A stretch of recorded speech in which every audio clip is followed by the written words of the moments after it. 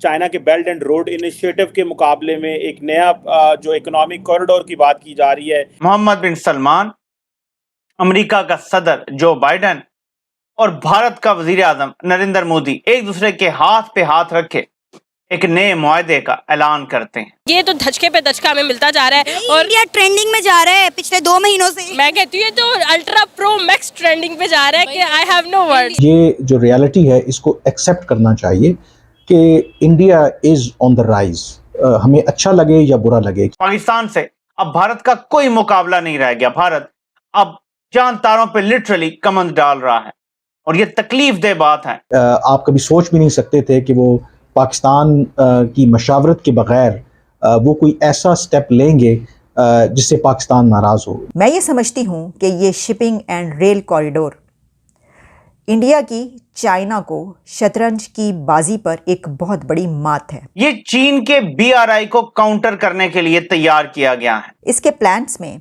Railways, ports, electricity networks, hydrogen pipelines और data link करने की बातें की जा रही हैं। ऑब्वियसली इंडिया ने बहुत तैयारी की है, न्यू दिल्ली को एक नया शहरी बना दिया है। पहले हम लोग उनका मुकाबला नहीं कर पा रहे 76 साल से, और अब तो मैं कहती हूँ कि लाइक ये ना हो कि हम दोबारा से जो है वो कोई हमें छीन ले हमारा मुल्क। लाइक मुझे ना रात को नींद नहीं आती लिटरली जब मैं देखती हूँ यार इतनी सारी अचीवमेंट्स। बल्कि मुझे तो देख के थोड़ा सा ये हो रहा था कि ऐसे लग रहा है कोलिशन ऑफ द विलिंग जो है वो जमा हो गया है दिल्ली में। और दूसरी तरफ पाकिस्तान पूरी दुनिया में इग्नोर कर दिया गया है। वो अपने आप को कह रहा है कि India is the voice of global south.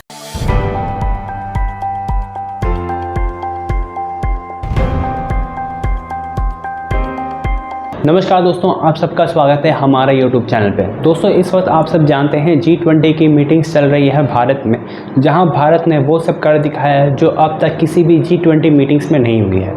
यानी कि भारत ने 112 अलग अलग टॉपिक्स पर सब देशों का कॉन्सेंसस को भी मेंटेन कर चुका है और उन्हें एग्री करवा लिया है अपने डिक्लेरेशन में। और दोस्तों इसके साथ साथ अब भारत, UAE, अमेरिका, यूरोप, इन सब देशों ने मिलकर के एक बड़ा इकोनॉमिक कॉरिडोर बनाने का सोचा है, जिससे भारत से लेकर के यूरोप तक का एक इकोनॉमिक कॉरिडोर बनाया जाएगा और ट्रेड रूट बनाया जाएगा, जिसमें पहले भारत से लेकर के UAE तक का एक शिपिंग लाइन बनाई जाएगी, फिर UAE से लेकर के इजराइल तक का एक रेलवे लाइन बिछाया जाएगा, फिर इजराइल से लेकर के पूरा यूरोप तक का एक शिपिंग लाइन का डेवलपमेंट की जाएगा, जिससे भारत से लेकर के यूरोप तक का इकोनॉमिक कॉरिडोर बनेगा, जिससे भारत अपना जितना भी गुड्स है वो सब यूरोप को ट्रेड कर सकता है और यूरोप से नए नए टेक्नोलॉजीज़ को भारत में लेकर आ सकता है। इससे भारत, यूरोप, गल्फ़ कंट्रीज साहब को बहुत ज़्यादा फ़ायदा होने वाला है। और दोस्तों इसका पीछे सबसे अहम भूमिका और सबसे ज़्यादा प्रेशर आ रही है अमेरिका की तरफ से।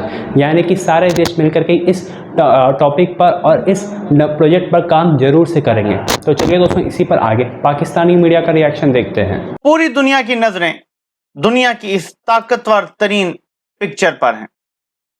यह तस्वीर आप देखें, आज की तारीख में इससे ज्यादा ताकतवर तस्वीर आपको नजर नहीं आएगी, जब सऊदी अरब का बादशाह मोहम्मद बिन सलमान, अमेरिका का सदर जो बाइडेन और भारत का वजीर आजम नरेंद्र मोदी एक दूसरे के हाथ पे हाथ रखे एक नए मुआहदे का ऐलान करते हैं। यह मुआहदा किस तरह से सब कुछ तब्दील कर देगा, भारत को अरब ममालिक से गुजार के यूरोप तक राहदारी फराहम करेगा, ये मवासलात, एनर्जी, हर चीज का कॉरिडोर बनेगा। ये चीन के BRI को काउंटर करने के लिए तैयार किया गया है। इसमें भारत सफ़े अव्वल पे है, जिसको हर तरह से कनेक्टिविटी मिलेगी, और दूसरी तरफ पाकिस्तान पूरी दुनिया में इग्नोर कर दिया गया है। पाकिस्तान का किसी अहम मुआहदे में किसी जगह भी कोई नाम ना है और ना होगा। मैं आपको एक और चीज बताता चलूं कि यह मुआहदा उस वक्त हो रहा है जब भारत ने रूस की मजम्मत करने से इनकार कर दिया, यूक्रेन के साथ इजहार यकजहती तक करने से इनकार कर दिया। आपको पता है कि G20 कॉन्फ्रेंस जो भारत में हो रही है, उसमें जो जॉइंट एलामिया है उसमें किसी जगह भी रूस की मजम्मत नहीं की गई नाम लेके। तो आज हमारा ये आलम है कि हम सऊदी क्राउन प्रिंस मोहम्मद बिन सलमान की मिन्नतें कर रहे हैं कि वो कुछ घंटों के लिए ही सही लेकिन वो पाकिस्तान ज़रूर आएँ। और अगर आप मनाज़र देखें जो G20 का समिट इस वक्त भारत के दारुल-हुकूमत दिल्ली में जारी है, ये पहला साउथ एशिया के अंदर G20 का समिट है और उसके साथ साथ भारत पहली दफ़ा इसकी मेज़बानी कर रहा है। और अगर आप इमेजेस वहाँ पर देखें, सऊदी अरब क्योंकि मेंबर है G20 का, उसके अलावा भारत ने कुछ स्पेशल जो गेस्ट्स हैं उनको भी बुलाया है, जिसमें बांग्लादेश की प्राइम मिनिस्टर हैं उनको दावत दी गई है, UAE के प्रेसिडेंट हैं उनको बुलाया गया है, इजिप्ट के सदर हैं उनको दावत दी गई है। और जो भारत के वज़ीर-ए-आज़म नरेंद्र मोदी जिस तरीके से उनका खैर मकदम कर रहे हैं, जिस तरीके से उनसे बगलगीर हो रहे हैं, वो सऊदी क्राउन प्रिंस हो मोहम्मद बिन सलमान, वो UAE के प्रेसिडेंट हों, वो बांग्लादेश की प्राइम मिनिस्टर हों, तो मैसेज जो है वो पाकिस्तान के लिए कहीं ना कहीं उसके अंदर मौजूद है कि ये वो ममालिक हैं जो मुस्लिम ममालिक हैं, जो कभी OIC के प्लेटफॉर्म के ऊपर आप कभी सोच भी नहीं सकते थे कि वो पाकिस्तान की मशावरत के बग़ैर वो कोई ऐसा स्टेप लेंगे जिससे पाकिस्तान नाराज़ हो। लेकिन ये माजी की बातें थीं, अब तमाम चीज़ें जो हैं वो बहुत पीछे रह गई हैं और हमें ये जो रियलिटी है इसको एक्सेप्ट करना चाहिए कि India is on the rise, हमें अच्छा लगे या बुरा लगे, क्योंकि हम भारत को एक मखसूस लेंस के साथ देखते हैं। उसकी वजह ये है कि हमारे उनके साथ तनाज़ात हैं, हमारा